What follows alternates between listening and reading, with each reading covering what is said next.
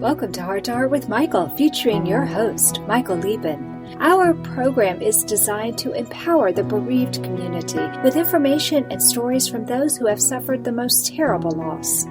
Michael himself, a bereaved father, will be meeting with people from around the world to share and to draw hope from their experiences. And now, here is Michael Liben.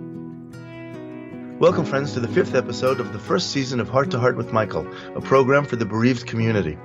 Our purpose is to empower bereaved members of our community with resources, support, and advocacy information. Today's program is Jewish Observance of Grief. Here with us today to discuss this topic is our guest, Rabbi Daniel Liben. Rabbi Liben was ordained by the Jewish Theological Seminary in 1983 and became the spiritual leader of Temple Israel of Natick, Massachusetts in 1991. He is a past president of the Massachusetts Board of Rabbis and of the New England Region Rabbinical Assembly. Dan has made the exploration of prayer as a spiritual practice a cornerstone of his rabbinic work. Dan has taught meditation to rabbis at the Institute for Jewish Spirituality. And this year, Dan is completing Bechol Vavacha, a 2-year training program in spiritual direction, and is co-facilitating a wise aging group at Temple Israel of Natick. Dan also teaches Israeli folk dancing, and he likes to run. Dan is married to Fran Robbins-Lieben, and together they have 5 grown children and 8 grandchildren. But most importantly for our purposes today, Dan is my brother. And collectively, we are bereaved of our father and my daughter, his niece, Liel. So Dan, thanks very much for coming today. Thanks so much for having me here. It's a pleasure, and you know, I love all my guests, but today I just feel it's completely special and very, very personal. So I hope we can get through this. Let's talk about the mechanics of Jewish mourning, because it's very different than what a lot of people know if they're not Jewish. So the first thing I want to talk about is, what is sitting Shiva? What does it mean literally, and how does it work? Well, literally, Shiva means 7 because it refers to the 7-day period that begins from the time of the burial of a loved one. The period before that is not considered sitting Shiva. That's considered technically a period of such intense grief that a person is not expected to fulfill any aspect of Jewish law. Oh, wow. But once a burial occurs, from that time for the next 7 days, there's a whole series of laws and regulations that shape those days to lift a person out of the chaos that he or she may be feeling by giving him or her very specific structure. So, for example, during that 7-day period, a person is supposed to stay in their house rather than leaving their house, even in order to attend a required worship service. Rather than going to the community for a worship service, the community brings that service into the home for the mourner. That's particularly important because with Shiva begins a practice also that's very well known among people around this topic. It's the practice of saying Kaddish, a memorial prayer. A person is obligated to say Kaddish, this memorial prayer, every day. And if you want to be very traditional about it, twice a day for at least 30 days, depending on who you're mourning for. But it begins with Shiva. So for those 7 days, rather than go to the synagogue to say that prayer, once or twice a day, depending on your community, the community will bring the people to your house so that the prayer, you can say that prayer there rather than leaving. That, to me, is a fascinating thing. What it says psychologically is that during this time when you really are feeling so removed from the world, you don't have to worry about the world. That's so true. And even simple things, for example, how you normally look or dress. I don't know about you, but when I leave my house, there's a mirror in the hallway, and I always instinctively check it just to see how I look as I'm leaving the house to face the world. And I think I'm probably not alone in that. Probably not. But during Shiva, you don't leave the house, so there's no need to do that. And you cover the mirrors. It is a tradition, yes. It's an old tradition to cover the mirrors. And my interpretation of that custom is precisely for the reason that you take that normal preoccupation with appearances and just take it off the table. Partly because the truth is you look terrible when you're a mourner. You're going through grief, and you look like hell. And you don't want to scare yourself by looking at seeing this reflection in the mirror, which can be really quite shocking. Also, because during the week of Shiva, certain rules apply about personal appearance. Our ancient rabbi said that one should not bathe during the week of Shiva. That's not so observed today because our standard of hygiene is different, but it is fairly common that during Shiva you don't, for example, don't put on makeup, you don't shave, you don't put on new clothes. As a matter of fact, if you're wearing a torn garment, a torn shirt, because the first rule, the first obligation that you have when you begin Shiva, or even earlier when you hear of a death, is to say a particular blessing and to tear the garment that you're wearing. Right. In the Orthodox community, that's actually the shirt that you're wearing, or maybe cutting a tie or cutting the corner of a jacket. My shirt was actually cut right there. Yes, well, when Dad died, we were here in Jerusalem for the burial, and in Jerusalem, that's all that's done is to actually tear the shirt. And that was striking for me because in my community in the United States, outside the Orthodox community, you would either cut a tie or put a ribbon on. The rabbi will give to the mourners a ribbon and then cut the ribbon. Yeah.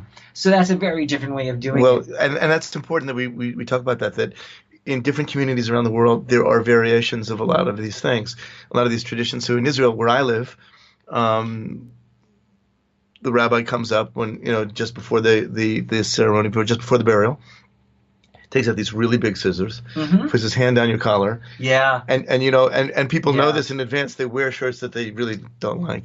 And boom, he just cuts this big slash down my shirt. Yeah, when I came here for Dad's funeral, I came dressed the way you would dress for a funeral in America. Oops. A suit and a tie for the funeral, for my father's funeral. And, nice shirt.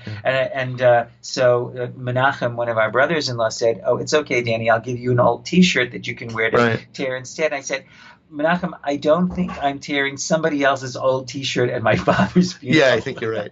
And so all I did was ruin his shirt, but that's fine. That's fine. It's just a shirt. Tell me something else about the different stages of Shiva, the first few days, the next few days. Yeah, so when you're sitting Shiva, of course, you're absolved of any responsibility of entertaining the people who come into your house. So other people might prepare to make sure that, for example, there's a coffee or a tea and something for people to grab when they come in. But it's not a party. It's a time to allow yourself to be with your grief. And I think all of us who have suffered grief, suffered loss, know that grief comes and goes in waves. Oh, yeah, for sure. So for the 7 days that you're sitting in your house and you're not allowed to go out, we try to structure the time for you so you'll be aware and you'll notice when the grief is when the grief is rolling in and when it's rolling out. We're going to talk about that, I think, in the third segment, because that's really that is the best description I've ever heard of it. But let's, in the time that's left for this section, let's talk about a little bit about Kaddish. You've said that's a memorial prayer that you would say 2 or 3 times a day, depending on how often you pray. But why, for example, do we say Kaddish for our parents for 11 months?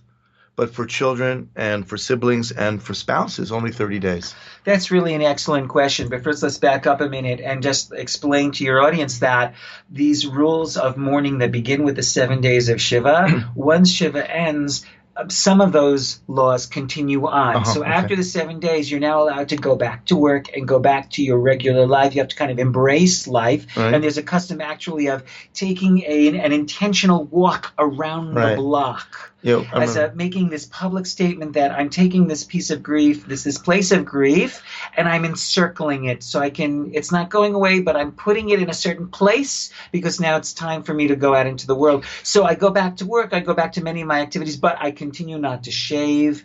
I continue to say the Kaddish, the memorial prayer, which means I have to find time during my day to make it to the synagogue either once or twice a day, and other things like that. So the significance of, I think you wanted me to talk a little bit about the significance of saying this memorial prayer. Yeah. First of all, Mike, people don't understand this unless they understand the Aramaic in which this ancient prayer is written, that even though it's called a memorial prayer, a mourner's prayer, there's no mention of death in the prayer. Right. People are surprised by that. The prayer is actually about a sanctification and glorification of God, an affirmation of God's glory in the world.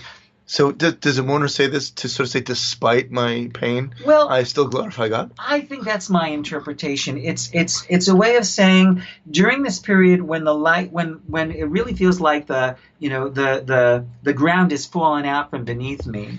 During this period when I'm feeling everything is upside down, I'm going to say these words to remind myself that a time will come again when I will be able to affirm this, that there is order in the world again. This is so gearing us up for the last part of the program, and I really want to hold it. And as it turns out, now we have to take a break.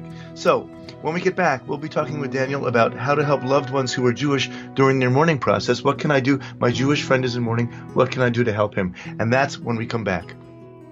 Hi, I'm John Montez of NBC's hit a cappella show, The Sing-Off. In a cappella music, it takes a team to create a sound that many will enjoy, just like it'll take a team to help my good friend Miles Schweitzer, an HLHS survivor.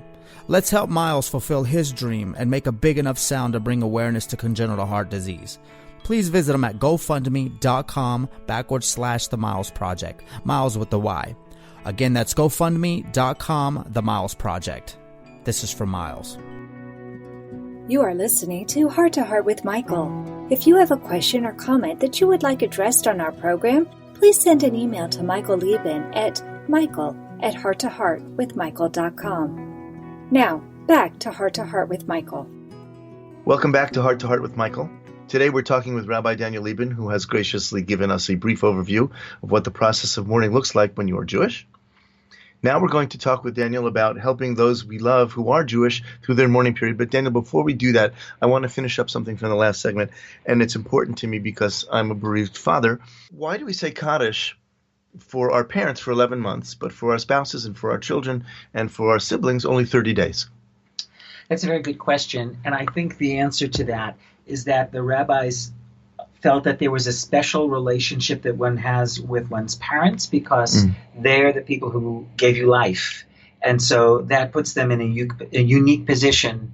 That's hard for us to understand today because for us to lose any loved one, particularly to lose a child, seems so overwhelming that the idea of having to cut that period short, it somehow makes you can feel that you're being deprived of something. And I'm wondering if that was your experience when Liel passed away. It was, and I asked a rabbi, is it 30 days or 11 months? He said, well, it's really only 30 days, but I've never told anyone not to go 11 months if you want to.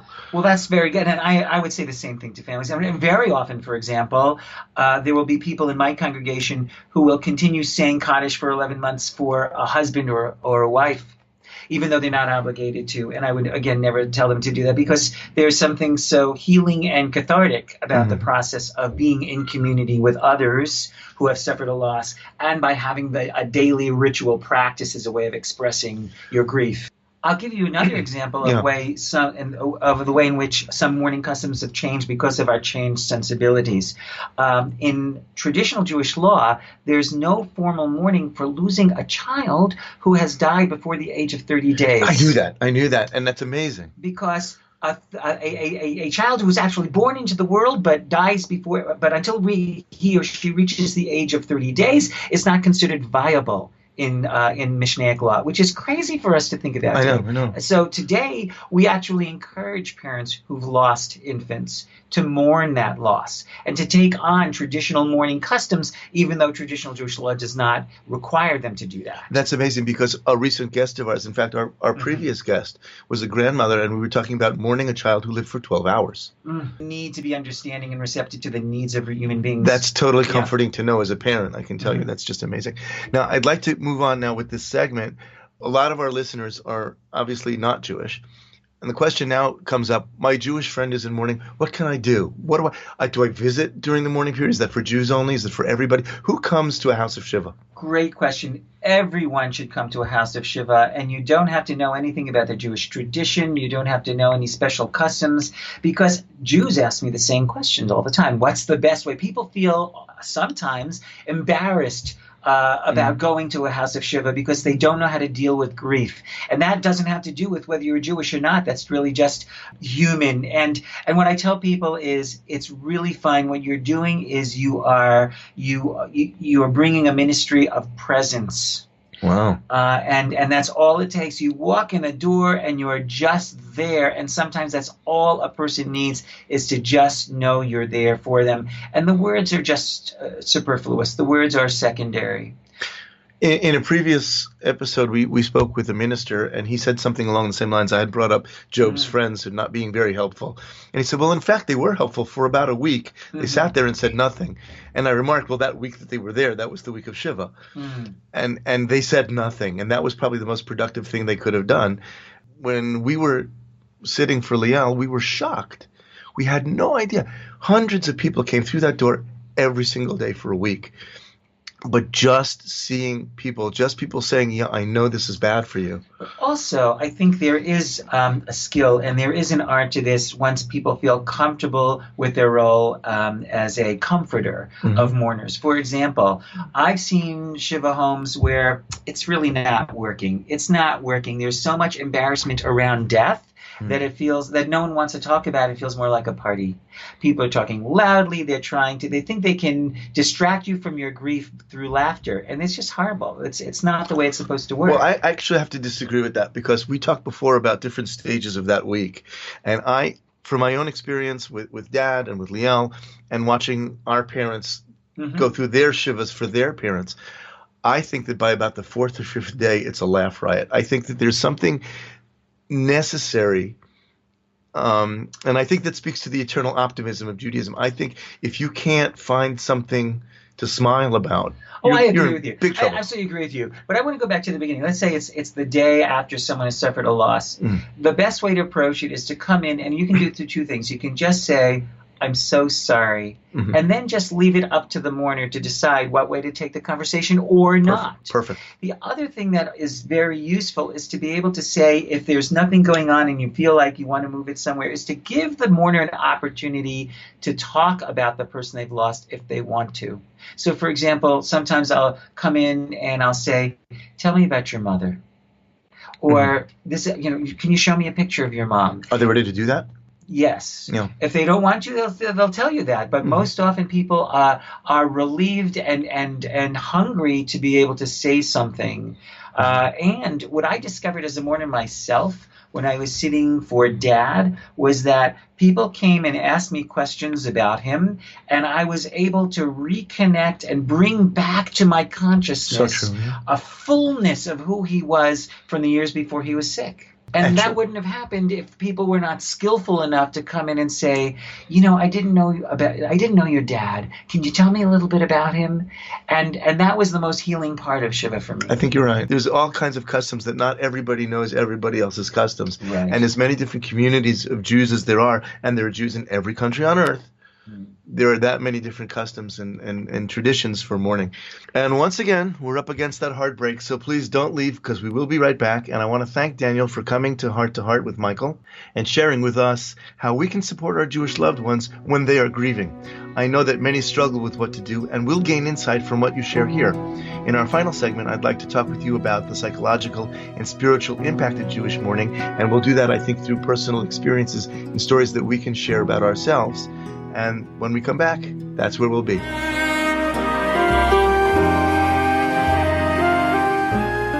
Home Tonight Forever by the Baby Blue Sound Collective.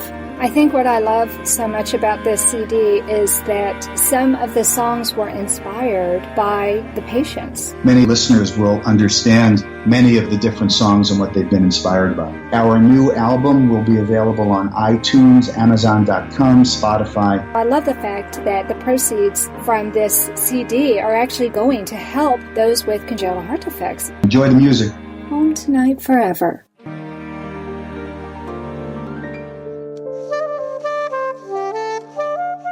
Heart to Heart with Michael is a presentation of Hearts Unite the Globe and is part of the Hug Podcast Network. Hearts Unite the Globe is a non-profit organization devoted to providing resources to the congenital heart defect community to uplift, empower, and enrich the lives of our community members. If you would like access to free resources pertaining to the CHD community, please visit our website at www.congenitalheartdefects.com for information about CHD, the hospitals that treat children with CHD, summer camps for CHD survivors, and much, much more. You are listening to Heart to Heart with Michael. If you or someone you know would like to be a guest on Michael's program, please email him at michael@hearttoheartwithmichael.com. Now, back to our program. Welcome back to our program, Heart to Heart with Michael. Today we're talking with Rabbi Daniel Liben. He has dedicated his life to understanding and helping others to understand prayer and spirituality from a Jewish perspective. We've talked about the Jewish process of mourning and how we can be supportive of our Jewish loved ones during a loss. But now I'd like to shift our focus to the psychological impact of mourning and what we do with our spirituality during times of grief. And I'll kick it off with a couple of thoughts, and then we'll see where that goes. As a parent of a child who was very sick, I felt that I was under the specter that at any moment we could lose her. And so I had spent probably more time than most parents do thinking about the end and what it would do to me. And I was convinced that I was going to break with God. I said, this is it. If he takes her away from me, I'll be so angry and we'll just be done. And that did not happen. And I think the reason it didn't happen is that the structure of Shiva and the 30 days, the structure of the whole mourning period, sort of recognizes in advance you're going to be angry. And that whole process is it surrounds you and holds you and says, you want to go down? Fine, let's go down together. And you slide down. And then at the bottom, it goes back up. And during the course of that week and somewhat into the 30 days, it lets you go down as far as you want. And then it brings you back up into the world in a way that's over. And yes, you have a terrible loss. And yes, you'll never get her back. And it'll always be difficult. But you have a way to pack it up and keep it on your side and keep going that you didn't think you'd have before. Your thoughts?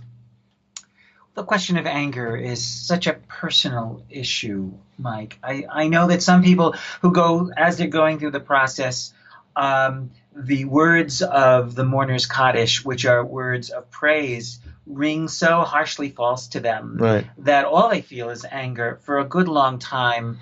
But you're right, at a certain point that changes and shifts. I remember feeling when I was coming to morning minyan, which is the morning service of the synagogue, where at the end of which the Kaddish prayer is said, I remember feeling really angry and annoyed with everyone in that service. Yeah. This person was too loud, this person was too this, the leader was too fast. Everything was, and it took me a few days or maybe at least a week until I realized it's not them, it's me. Well, yeah. This is my grief. Yeah. This is my grief, and I'm externalizing it into anger at everybody around me in this space. And then it's good that they don't know. It's good that they don't know. Yeah. And then you get to a point where you realize that actually all of these people here, this group of people that's bothering to get up early in the morning so that these prayers can be said, these are people who are holding me through this. Exactly. Many of these people are people who are also here because they're in grief also, or because they finished their period of mourning, but they want to be able to make sure that there's a required number of 10 people there that morning so that the memorial prayer, so the Kaddish can be said. For someone else who might need it. And they're holding that space for other people because other people held it for them. I can't tell you how many people reconnect to the synagogue and even become synagogue members because the synagogue was there for them by in this way, by holding a morning service for them. Totally interesting you say that because I've always had an opposite theory. Mm-hmm. That when you're young, the synagogue is your bar mitzvah place. And then it's the place where you get married. And then you have children and you name a child there. And that child has a bar mitzvah there. And the child gets married there. And your life and your life cycle is based around all of these happy things that happen in the synagogue. And then somebody dies and you say Kaddish. And that's when I find a lot of people, after they say Kaddish, disappear because the synagogue now represents to them their pain. No, I don't believe that's true at all. I think it's really quite the opposite. The drop-off is earlier. People in America, anyway, drop off from synagogue communal life for all kinds of reasons, but usually as their children grow up and they feel like they need community less. But it's mourning that brings them back. That's interesting because I never would have thought that. Many years. Yeah. I never would have thought that. Yeah. And now let's talk about your personal experiences mourning Dad, because I was joking in the break, basically. We're now going to say that everything we said in the first part is wrong. It's not, but tell me what made your Shiva for Dad different than mine. The thing about death is that it never comes at the right time. We know that. Right.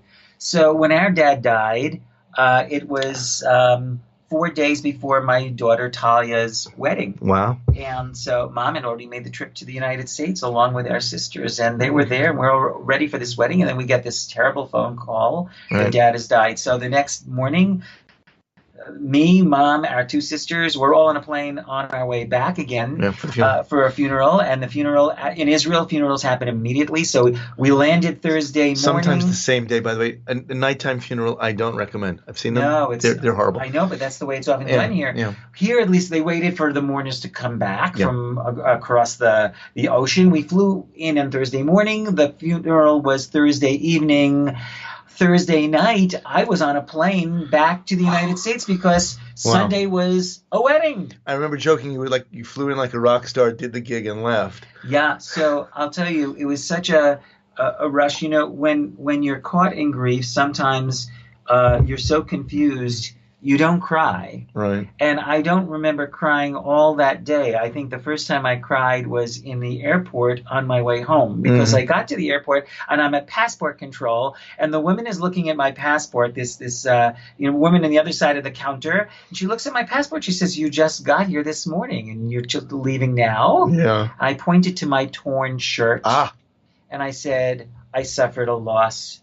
This stranger in passport control reaches across the counter, touches my hand, and the English translation, she said, was an idiomatic phrase that in English is translated only for good things, of simchas.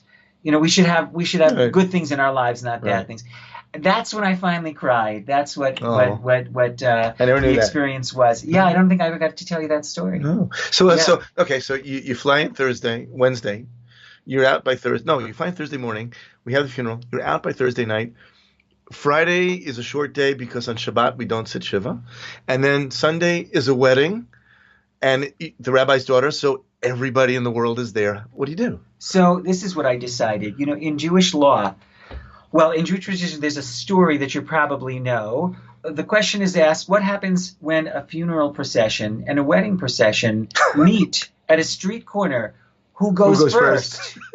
And the answer of the rabbis is, you allow the wedding procession to go first. Right. Okay. And I've always understood this story to not simply be about a technical answer to a specific question. No, of course not. Of course not. This is a philosophical question that says that the way we lead our lives needs to be in such a way that the joy, that the affirmation of life, that the wedding needs to take precedence. Absolutely. So I felt even as the father, as the son suffering a loss, I asked myself the question. Now, for the last 3 days, I've been wearing this torn shirt that we tore at the cemetery in Jerusalem. Should I wear this torn shirt with my tuxedo at my daughter's wedding?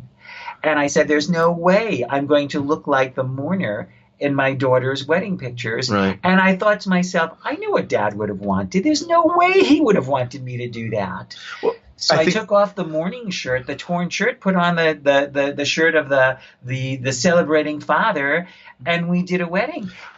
I remember you said you didn't want her wedding to turn into a major shiva call for the congregation. All because those people it's who the rabbi's daughter. Yeah, sure.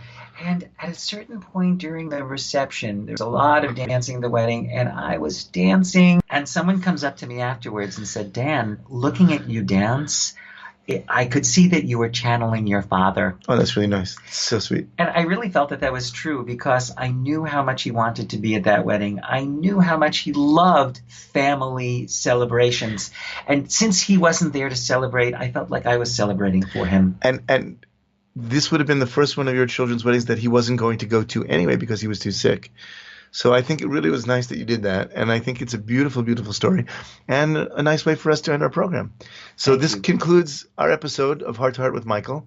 Again, I want to thank Daniel for sharing with us. Thanks so much. It was a pleasure to be here.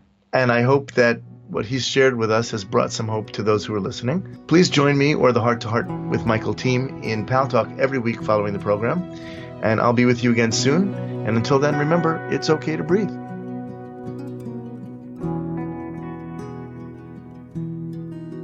Thank you again for joining us. We hope you have gained strength from listening to our program. Heart to Heart with Michael can be heard every Thursday at noon Eastern Time. We'll talk again next time when we'll share more stories. If you would like to continue today's discussion, please join us right after the program in the Hug podcast chat room on Pal Talk.